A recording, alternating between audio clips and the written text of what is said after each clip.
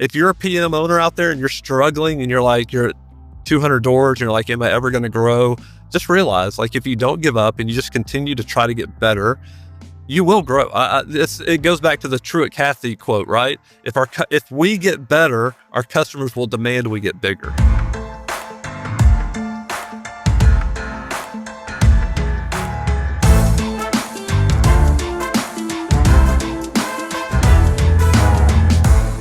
Welcome to Unfiltered, the official podcast of propertymanagement.com. I'm your host, Dylan Scroggins, and joined today by the founder, CEO, El Presidente of propertymanagement.com, Mr. Matt Speer. And we have a special guest today, Mr. Spencer Sutton, VP of Marketing of Evernest. Spencer, thanks for joining us on this Friday morning. I've never been introduced as Mr. Spencer Sutton, so I appreciate that intro. We try to keep it very formal on this podcast. Formal, okay. Yeah, I better watch what I say then.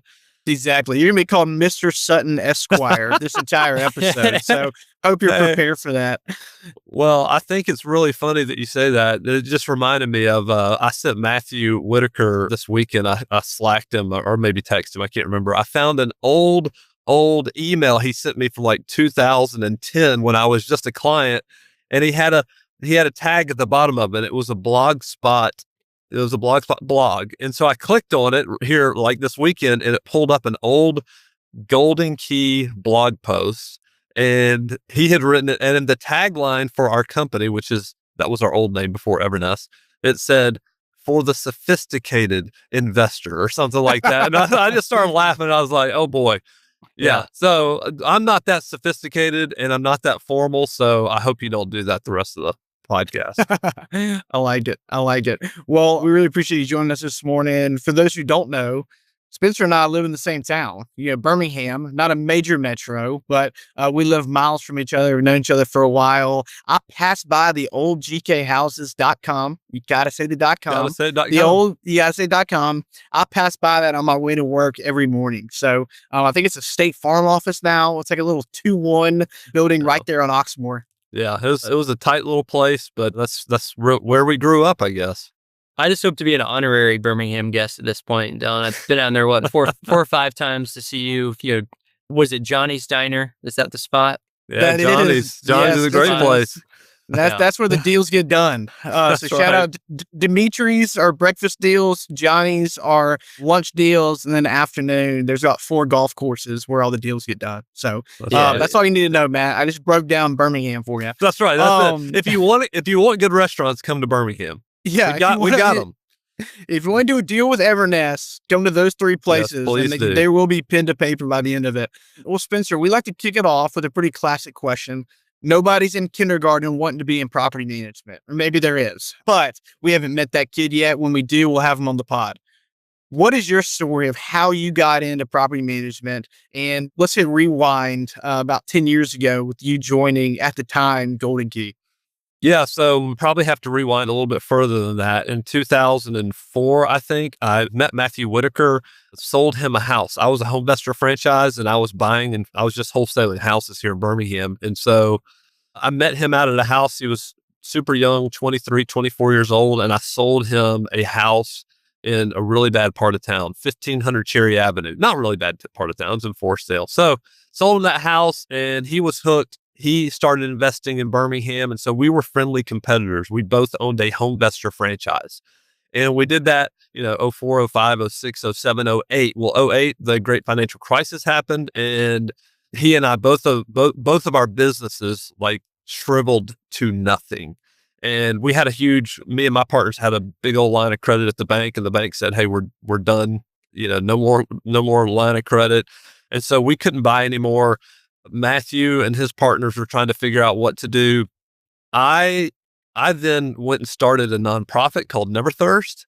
At that time, I had about 30 rentals with my partners, and then Matthew started Evernest at that time in 2008. And he and his partners had about 30 rentals. So they started it really with their own rentals.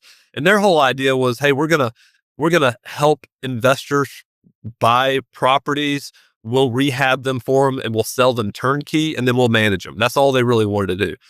Well, sophisticated investors. sophisticated. That's right. The people who love turnkey investments. So I started traveling internationally. I was like in parts of Africa. I was in Asia, all over Asia. And so I couldn't manage my own properties. And I went through a really bad eviction sometime in 2008. And finally I was like, man, Matthew, will you take my property? So I became probably one of their first clients, gave them all of our 30 properties. And so Matthew and I had known each other for a very long time, right? Over 20 years. And we had we were friends, and I actually took him to India in 2009 to show him the work that we were doing, the nonprofit. And so anyway, we've had a great relationship. And in 2014, he and I went to lunch, and we were just catching up, hadn't seen each other in years.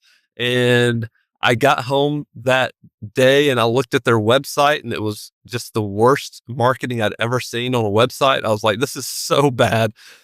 I didn't like the logo. I didn't like the name, gcathouses.com. I didn't like any of it. And so I just sent him an email and I said, Matthew, like, I promise you, I could probably help you with some of your marketing. Like, listen, this is consider this a favor for me because it's so bad. And he said, let's go to lunch again. So we went to lunch, and that probably September or October, we had lunch in 2014, and he said, hey, why don't you come on board and help us get to 25,000 doors? And I never wanted to be in property management. And it's a really rough business. I mean, everybody listening to this who started a property management company, and Matt, you're well aware of this, it is a crappy business. And I say crappy, it's just hard, right? It's just you're dealing in problems all of the time. It's hard to grow it. There are easier things in life. There are easier paths, and we all sort of find ourselves here. Yeah, and that kind of goes back to Dylan you talking about nobody in you don't find kindergartners who want to get into this business. You don't find anybody who wants to get into this business. A lot of them just kind of happen to get in. Their agents that get into it or something like that. But Matthew got into it by necessity. And so I got into it. I would never, if he would have said, hey, Spencer, why don't you come and be a property manager with Evernest and help us grow? I would have said, no, absolutely not. Like, why in the world would I want to do that? I don't want to do that. I don't want to be in property management. But when he said, help us grow and run the marketing, I was like, yeah, now that's intriguing to me, especially when I looked at the landscape of marketing and property management. I thought, okay, there's some opportunity here. And so I joined in December of 2014. So it'll be 11 years coming up here just a little bit. And I've got to ask, at the time, what do you think about the 25,000 door goal? Because that's a big number. That's a big number. I didn't know how absurd it was, really, honestly, because I asked him, I said, well, how many doors are you right now? And maybe it was like 300 or 400 or maybe 500 at the time in Birmingham. And I was like, 25,000. And nobody had done it before. Like, nobody, Home River Group wasn't at that point, or there wasn't anybody. And so I was like, wow, this is a pretty gutsy goal. I like huge challenges. Like, that's something that I like about that. And plus the fact that I just had a lot of trust in Matthew. I mean, he and I got along really, really well, and he's just a fantastic person, in my opinion. So it was like, yeah, let's figure out how to make this work. And so that's how it all started. So as a early employee, early leader in the business, and come in with marketing, someone could Google property management companies in any local market and quickly realize that there's not a lot of emphasis on brand. A lot of property management owners are very operationally excellent. It's EOS, it's everything. Your emphasis on marketing at Evernest, was that always a top priority? Did that evolve? And what recommendation do you have for other PM groups who maybe dismiss marketing and only focus on operations? Well, I think that's a great question. I think Matthew knew instinctively, he's like, if I'm going to get to 25,000 doors, if we are as a company, then yes, acquisition's going to be a part of that, right? We've got to acquire other companies. There's no way we're going to do this organically. So he knew that, and he was like, okay, so how do we do this? Well, sales, yes, he had been involved in sales and he had been selling, and he was an incredible operator. But I think the part that he lacked, and he instinctively knew, was we have to get in front of more people. We have to be found. We have to, like, we have to provide some type of value out in the market. And so even when I was looking at his marketing, there were some things he was doing, at least he was attempting to do well. Part of it was he was writing articles, right? So he was trying to be a thought leader in the industry. So he was writing, even though here we are in a little tertiary market, Birmingham, Alabama, with like no visibility to the outside world, he was writing blogs. And then he started recording videos, and it would just be him standing in front of a camera with his horrible hair at the time and a light shining behind him. And he would just record these videos. As a matter of fact, when we have new team member training, I always show them an image of Matthew in front of a camera like that. Cause I make fun of him and we laugh about it, but man, nobody else was doing this. And so when I came on board, it gave me a ton of permission to like, hey, try new things. And ultimately I knew that content, like what I wanted as an investor, what I wish I had as an investor back, 10 years prior, was I wish I had somebody feeding me really good content and teaching me how to be an incredible landlord, how to be a better real estate investor. And so that's the angle we took. We're like, okay, we want to attract and help investors, then this is the kind of content we need to focus on. So my encouragement, like if you plopped me in any city in the United States, just me, and I was responsible for somebody's marketing or what, like that's what I would start with. I would start with, I want to be the subject matter expert for investing in this market.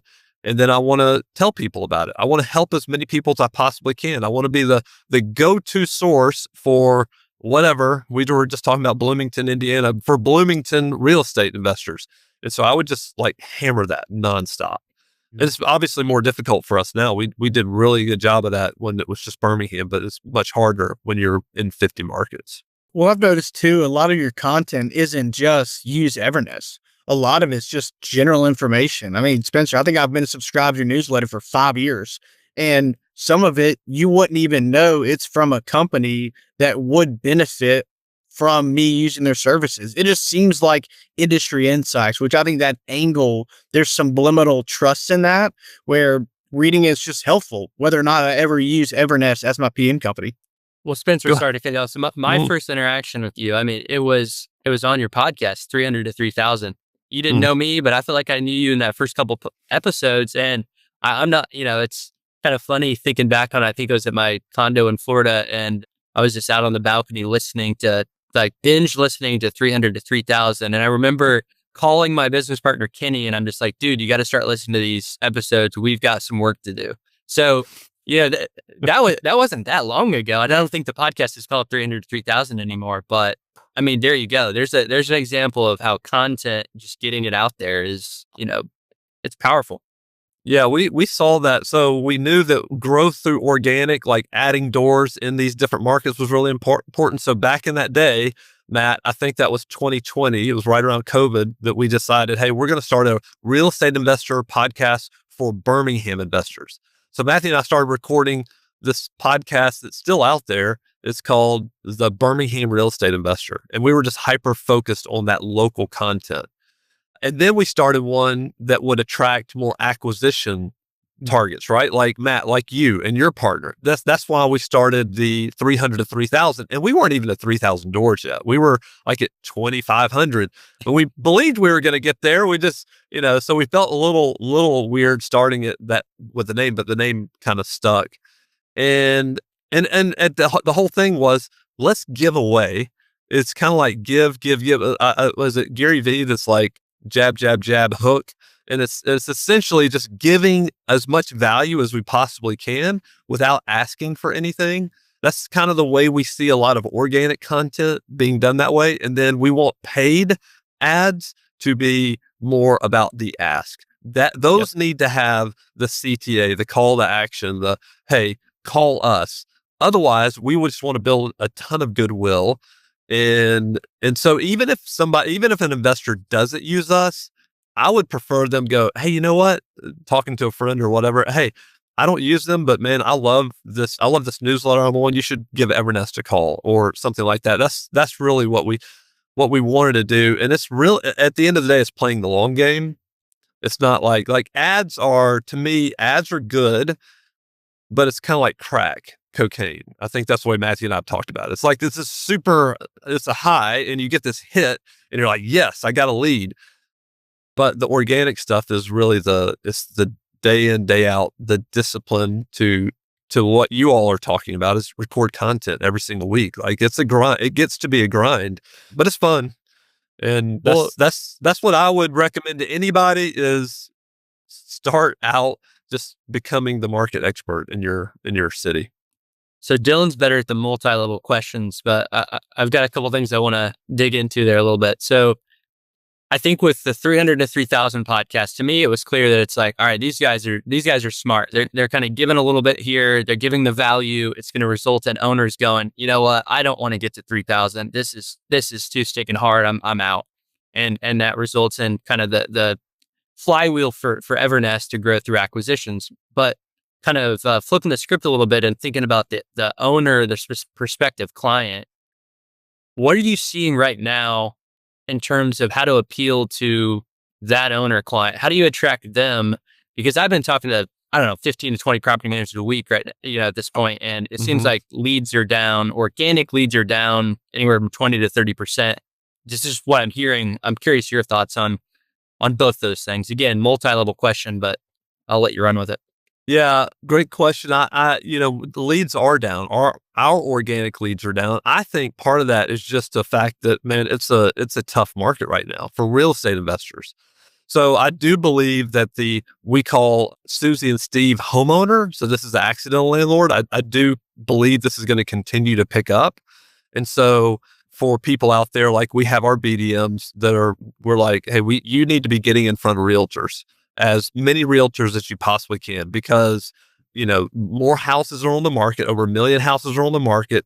What we're seeing, the stats are showing us that more people are cutting their prices, right? So it's becoming more of a buyer's market, and which ultimately I think sellers are still kind of stuck in this 2021, 22 mindset of I should get this for my property. And so we're probably going to see more and more people renting their houses. For us, those are more paid ads.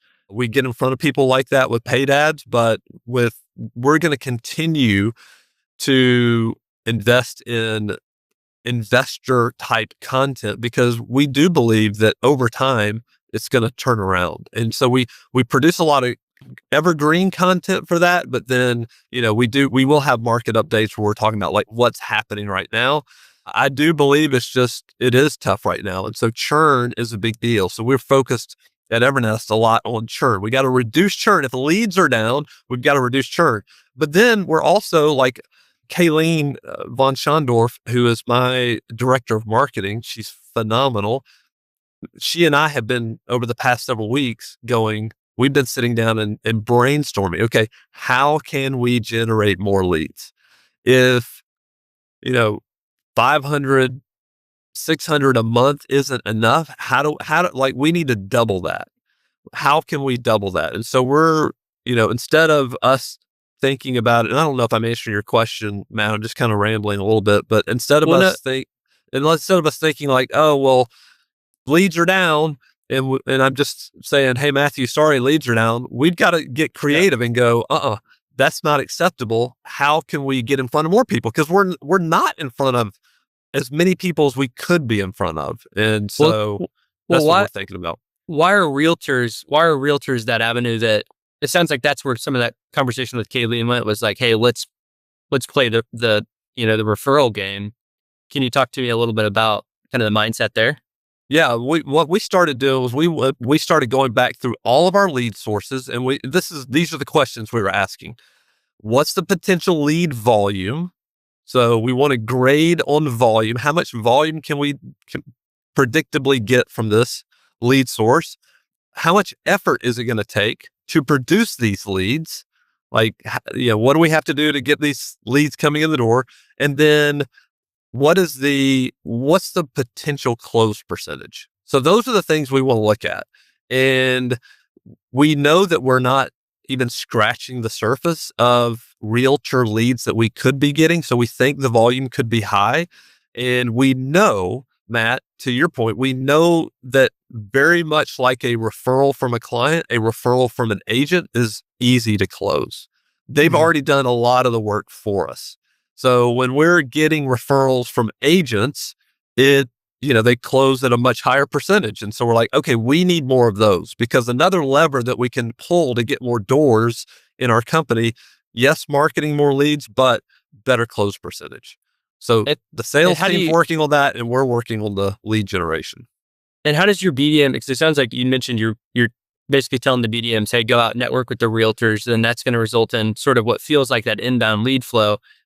How does the BDM position themselves in that conversation to attract the quality, high volume realtor referral? Because in most markets, there's a lot of options, right? Like there's the small 20, 30, 40, 50 door realtor that they, it's probably a buddy that does that more informally. There's a lot of companies in the market. So how do you stand out in that conversation? Yeah, great question. I think, so we're looking at it from two different standpoints. Number one is like you're talking about, just like going and having coffee with realtors. And ultimately that's just going to be developing relationships. And is it going to work for everybody? No, because to your point, they might already have a referral that they're like, oh, I've got an agent in my office that manages property, and I'm just going to give them to this person. Those are going to be harder. And so that's why we know when we're talking to BDMs, when we're training BDMs, we're going ahead and saying, this is going to take you 90 days, 90 to 180 days to really fully develop your lead generation from realtor referrals. So you're going to get stopped by some, and then some are going to be like, hey, I don't really have anybody. Yeah, let's start having that conversation. This is what we've seen over and over and over again. So we know it works.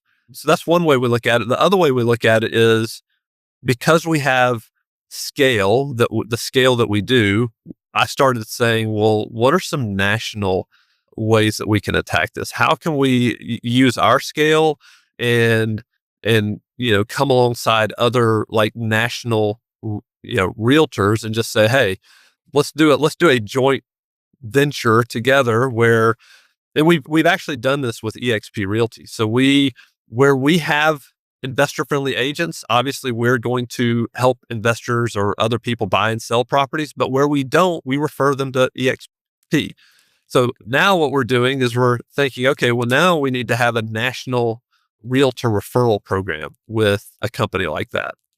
So those are the two ways we're thinking about it. Local, boots on the ground, table to like having coffee together, and then from a national standpoint.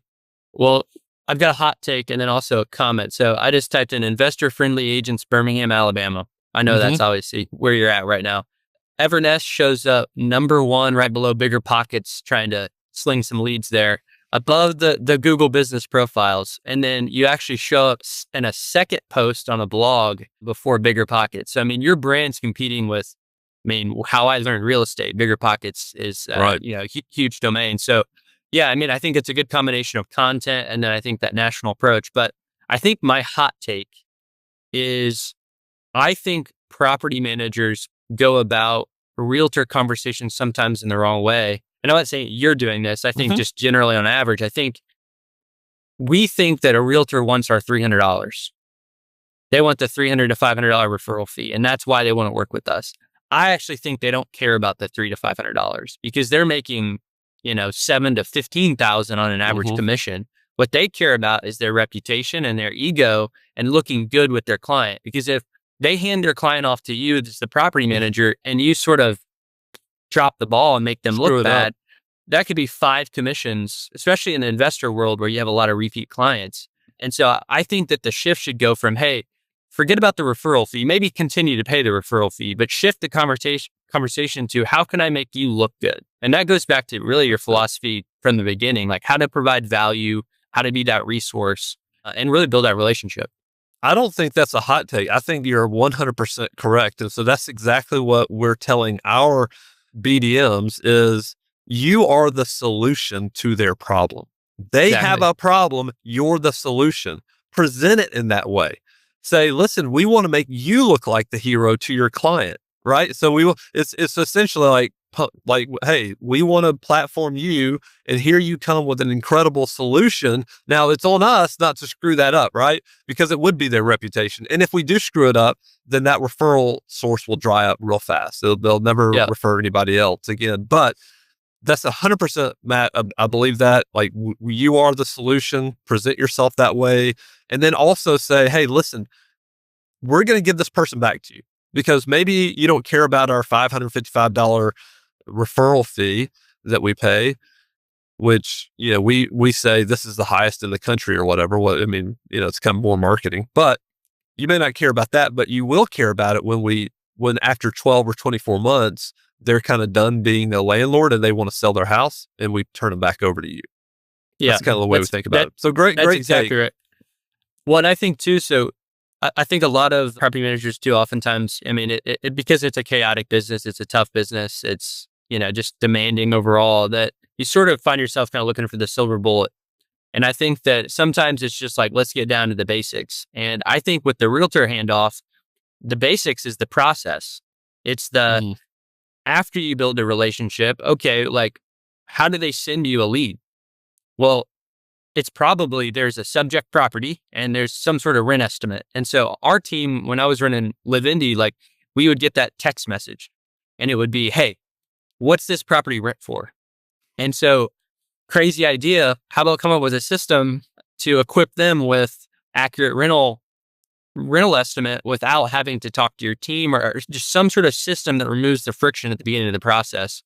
Not as sexy of a solution, but I think that's where the magic happens in a system like referrals. But yeah, I think you're onto something with the referrals, especially the national play. You guys have that scale, which is obviously interesting.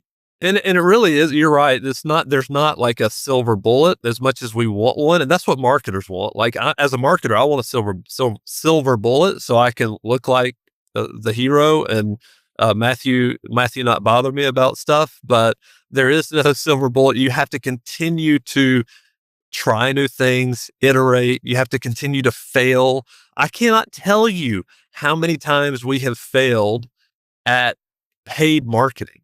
Like SEM, search engine marketing. It's extremely difficult in our business. And so there's very few vendors, very few, small, who do this well. And we still want to try.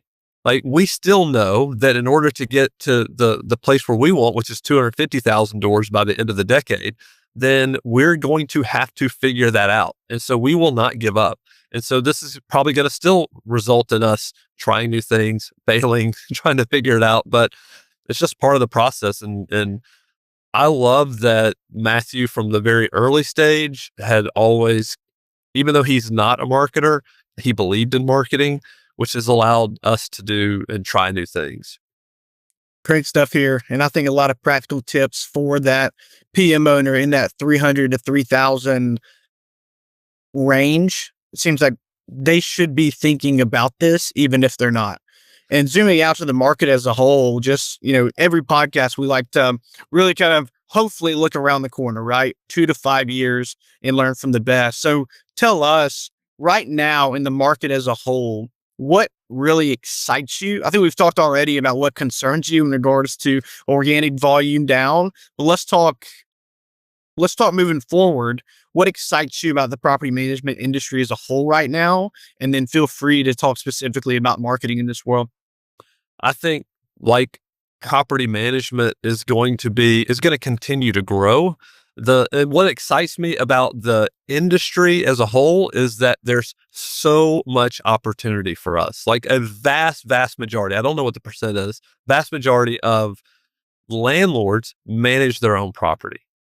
And as long as, there's some landlord friendly states, and then there's some resident friendly states. And so as things continue to progress, I just think that property managers are really well positioned to add tremendous value to landlords once they realize that, and this is what I like to talk to investors about, or just landlords in general, aren't there other higher return things you could be doing besides managing your property? I mean, it's like, let a professional who understands the local laws and it keeps up with all of this stuff, let us handle that. And you go and do higher return things, whether that's your W-2 job, you own a company, or whether you're in real estate full time and you want to acquire more property. So I think there's it's not like everybody has, a property manager. The vast majority of people still manage their properties. And so I just think there's still a lot of opportunity.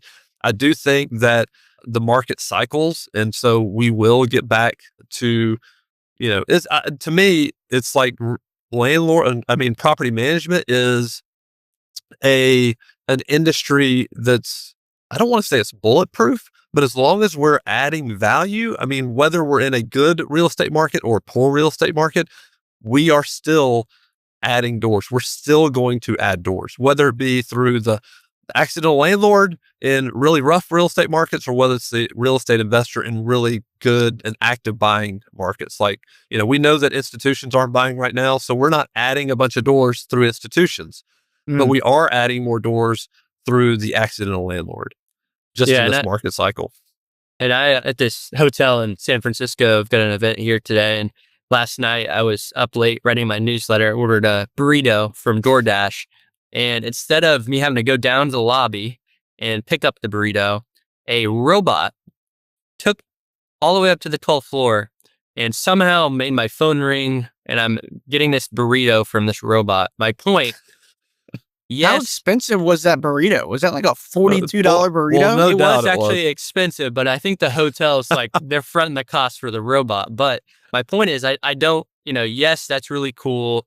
You got cars driving themselves, you got robots delivering burritos, but I don't think we're going to have robots going to houses managing properties. And I think that you're right that there is a really exciting kind of optimistic outlook for our industry. I don't think we're going anywhere anytime soon.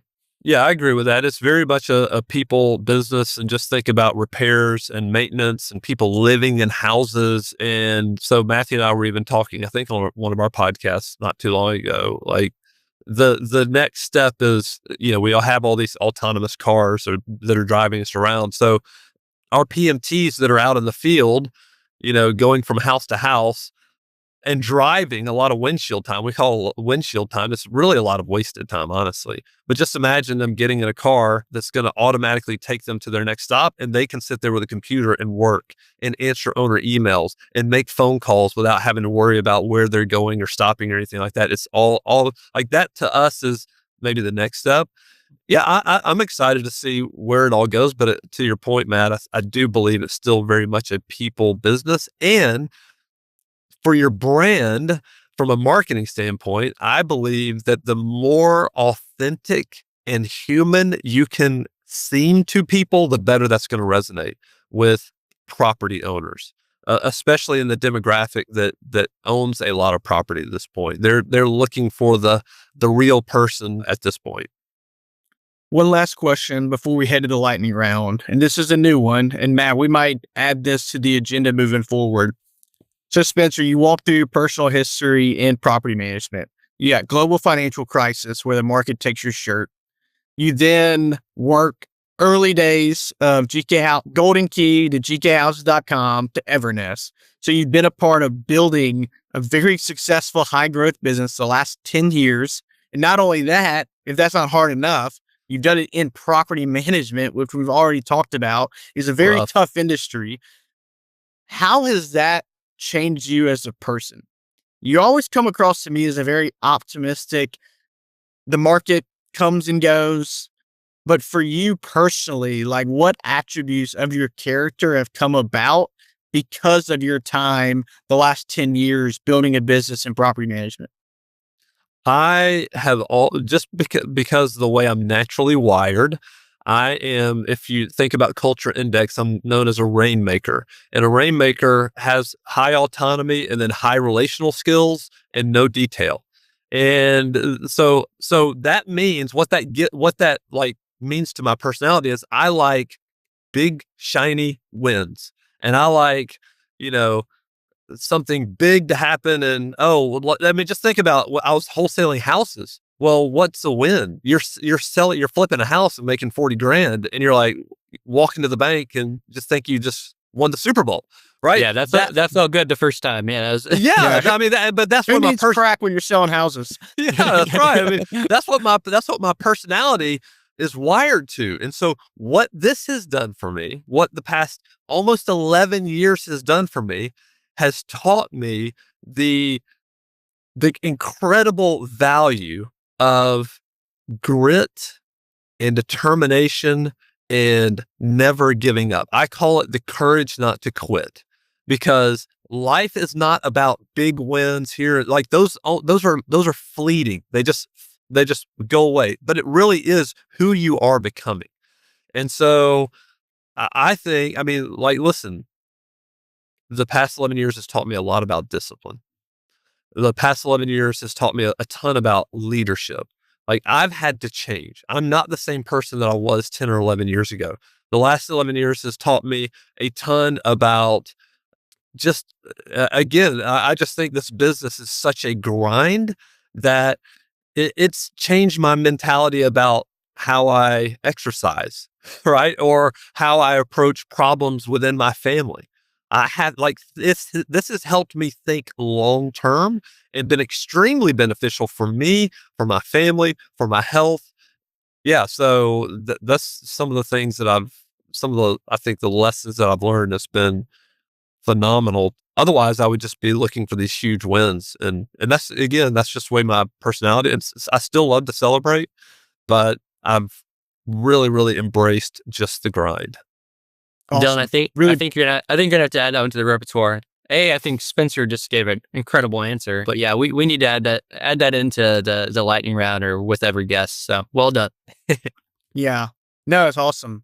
I mean, yeah, appreciate it, man. Thanks for sharing that, because it does feel like building a business in this space gives people perspective. And, for me on the recruiting side, I work with a lot of PM owners. There's just a lot of perspective, and people are quick to zoom out because you never know what's around the corner, but you also have the confidence that you just dealt with getting kicked in the teeth around that last corner and the one before that and the one before that. So let's go around the corner, and we might get kicked in the teeth. We might not. We eventually will. But like knowing and having that self-confidence that you've done it before and you have that grit already. Yeah, it's a superpower. It really is. So thanks for sharing that. Well, go ahead, Matt. Well, one more comment. I think too, with, what resonates with me with what Spencer said is like because I like the shiny objects too. Like I can get into the detail. I think I'm a bit more of like a chameleon in that way. I kind of bounce between the two, but I feel like the wins are fleeting. And I think the more that we can celebrate the wins and like really stop and try to make it less fleeting and try to make that last, especially in a for you, Spencer, I mean, you got a bigger organization, a lot of people, feeling the same way. And like just being able to celebrate those wins, I think is, whether you're 200 doors or 20,000 doors, I think in this industry, it's something we should do more. Yeah. I think that's probably maybe one of my weaknesses, is that I've turned more into the Terminator, if I could use that phrase, just kind of like the robot and grind. I think I need to step back more and appreciate, like, it's the gap in the game. We were just talking about this book yesterday, Matthew and I were. It's just like, we're always looking at, what's next? What's next? What have you done for me lately? Like, let's keep going. Let's keep growing, instead of looking back and going, man, what an incredible ride. I want to think about all of the things that I've learned. And so even that question, you asked me that question, Dylan, it helps me to reflect and just be thankful for the journey. I'm very, very thankful for it. Awesome. Well, let's move into the wrap up lightning round. Thanks again for joining us. This has been awesome. So quick fire questions here. What's the favorite tool or app for your business right now? So it does not have to be a specific marketing or PM tool. You're more than welcome to share those, but just we're not sponsored here. It's anything. We're not sponsored. No. Yeah, we'll Venmo you. No, open question. What's been your favorite tool recently that's benefited your line of business at Evernest? Open, which is our proprietary software. I was about to look it up.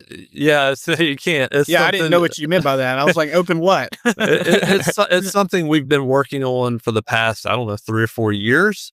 And Graham Robinson, who's our president, has led that charge. We've got developers. And so our company has not been a technology first company where we wanted to kind of get out in front of everybody and say, look at our app. It's just been a ton of work behind the scenes, and it's eliminated a ton of our tech stack. It's eliminated a lot that we were doing and streamlined so much between our PMs, our techs. And so I'm very, very proud of that. Even though I don't use it from an operation standpoint, it's been a game changer for us.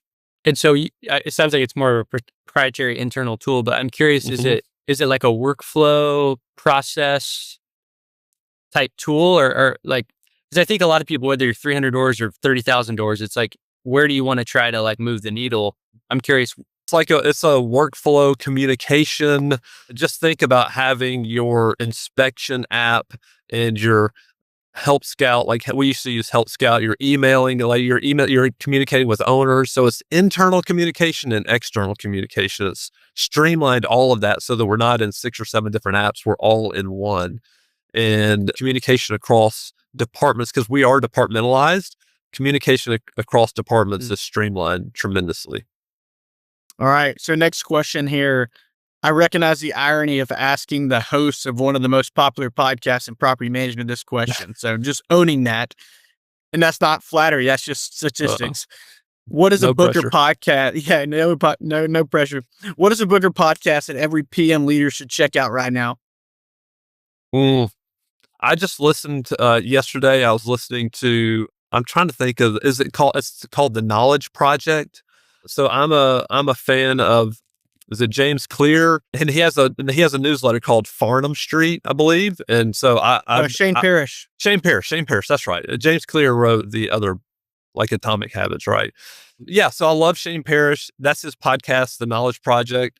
That's one I've been listening to. And then for a book, there's 3 books that we highly recommend or that we have our people read. One of them is What the Heck is EOS? Now, if you're not running EOS, that does not going to really do you any good.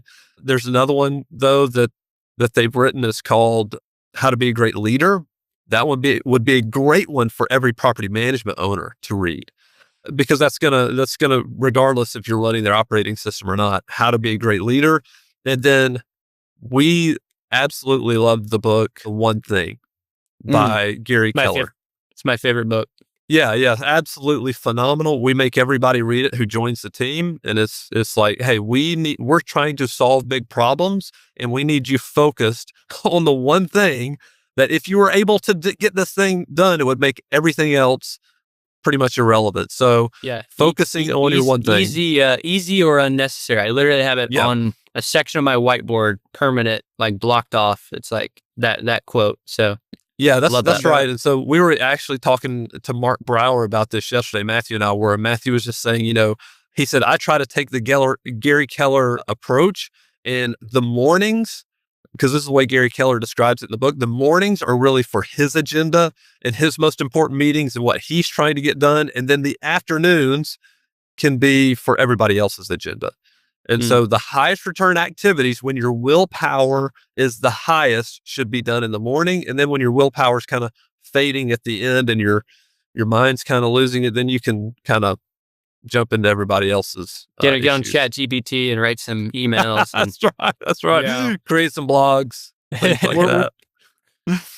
I'd be remiss not to mention this, but Spencer, when I did recruiting for y'all 10 years ago, I remember those 3 books. I think they've changed a little bit, but you had these 3 books that were the foundation, kind of the tome of your business. That really stuck with me. And I always knew one day, when I had my own business, definitely wasn't going to get in property management. No, I'm kidding. I was like, I want to do that. So the 3 books that I have, we actually mentioned one of them is Gap in the Gain, Who Not How, and 10X is easier than 2X. So All Day and Hardy, right? All Day and Hardy, All Sullivan. So it's, I took the easy route just to pick the same 3 authors, but those books are really the foundation. And I got that idea from gkhouses.com, aka Evernest. So I love that y'all do that. I think it does create a certain language and culture and expectation. And Matt, we need to talk about that for propertymanagement.com. I think One Thing would be an awesome required reading for the crew. Yeah, ours Yeah, was good to great, and then it was like 5 dysfunctions of a team. Those were two That of was the ones it. that we, Yep. yeah, And then those traction. were 2 of them. And then traction. That's right. We kind Yeah. of changed them up a little bit. Everybody's we- soft now. They can't read traction. They got to read what the heck is EOS. It's Yeah. like, That's right. come on, Gen That's Z, true. get your act together. And Read good the to real great. thing. Good to great it's not like a super easy read, right? You got to No, kind of it's work not. through it. I've It's got it not on an my easy read. I've got it on my bookshelf. I've read half of it like 7 times. I don't know what it is about Good to Great, but I can't get through that one. I Well, referenced it everybody a little gives bit, but Yeah, everybody gives them a hard time about Enron and Circuit City. And it's like, well, man, hey, Yeah, that's right. That's look right. past that. They were That's doing right. something good. They ended up just being good to crap. So, they were great at the wrong things. Maybe a little Right. fraudulent. yeah. Awesome. Hey, Spencer, last question. One word to describe the future of PM. Oh, gosh. I think the future's bright. I think that's the word I get. That's the first word I thought of. So I might as well. So my brain shut off after that. That's the only word Yeah. I can think about. The future is bright. Like, as long as you don't give up. Again, this kind of comes back to the courage not to quit. If you're a PM owner out there and you're struggling and you're at 200 doors and you're like, am I ever going to grow? Just realize, like, if you don't give up and you just continue to try to get better, you will grow. It goes back to the Truett Cathy quote, right? If we get better, our customers will demand we get bigger. And so that's the way I kind of look at it. Awesome. Well, we appreciate you. Thanks for what you've done for the industry. Thanks for your own podcast. I mean, seriously, I'm not trying to flatter you. Like, it's really blazed a trail and definitely one of the content sources for a ton of people. And not everybody like Matt could tell you they've been listening to it. But I know you and Matthew and the team have had a big impact on not just Evernest, obviously, but also the industry as a whole. So definitely an honor, but also a lot of fun to have you on the podcast. And maybe I'll see you walking the streets of Homewood this afternoon. I'll go get my farm bowl about 12. So Matt, we'd love to host you here sometime soon. Enjoy San Fran. Spencer, thanks again for joining us. And this was awesome. Thanks so much. Thanks, Dylan. Thanks, Matt. Really enjoyed it.